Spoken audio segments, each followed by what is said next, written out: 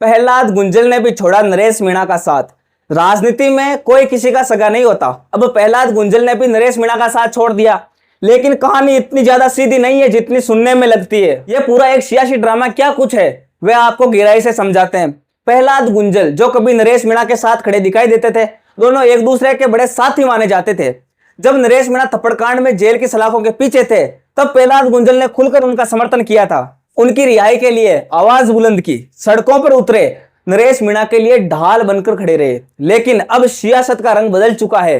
प्रहलाद गुंजल ने नरेश मीणा का साथ छोड़ दिया है और वह भी पूरी तरह से।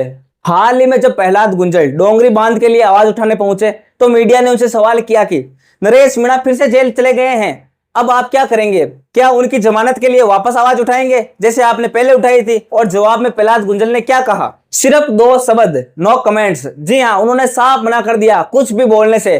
दोबारा उनसे पूछा गया तब भी उनका जवाब वही रहा और उन्होंने कहा कि एक स्वतंत्र लड़ाई है, इसको किसी को लड़ने की जरूरत नहीं है। बस इतना कहकर वो वहां से बात टालकर निकल गए। वहीं अगर हम थोड़ा सा पीछे जाए, इस पूरे परिदृश्य को देखते हुए नरेश मीणा दोबारा जेल गए, प्रहलाद गुंजल का बयान सामने आया, ये सब कुछ जो भी हुआ, इससे हम थोड़ा सा पीछे जाए तो नरेश मीणा जब जेल से बाहर आए थे थप्पड़कांड के लिए, तो उन्होंने बार बार प्रहलाद गुंजल की तारीफें की, उनका शुक्रिया अदा किया कि मेरे भाई ने मेरा पूरा साथ दिया। और नरेश मीणा का आखिरी बयान, अभी इसी वक्त नरेश मीणा जेल में है और उनका जो आखिरी बयान था जेल में जाने से पहले, जिसकी वजह से वे जेल में है, उसमें भी प्रहलाद गुंजल का जिक्र किया गया था।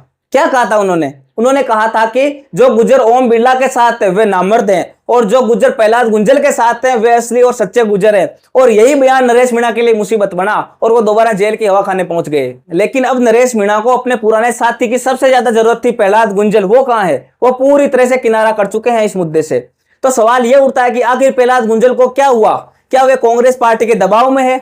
क्या प्रमोद जैन भैया, गोविंद सिंह डोटासरा या अशोक गहलोत का कोई फरमान आ गया, या उन पर दबाव बनाया जा रहा है, या फिर उन्हें किसी चीज का डर है जो उन्हें चुप रहने पर मजबूर कर रही है? जो भी हो, सियासत का खेल पूरी तरह से पलट चुका है। जो प्रहलाद गुंजल कभी नरेश मीणा के साथ कंधे से कंधा मिलाकर खड़े थे, आज वो मुद्दे से पीछे हट रहे हैं, सवालों से बच रहे हैं, नो कमेंट जैसे शब्दों का सहारा ले रहे हैं। खैर, आप क्या कुछ राय रखते हैं हमें कमेंट सेक्शन में जरूर बताइएगा। तब तक देखते रहिए भारत प्रेस।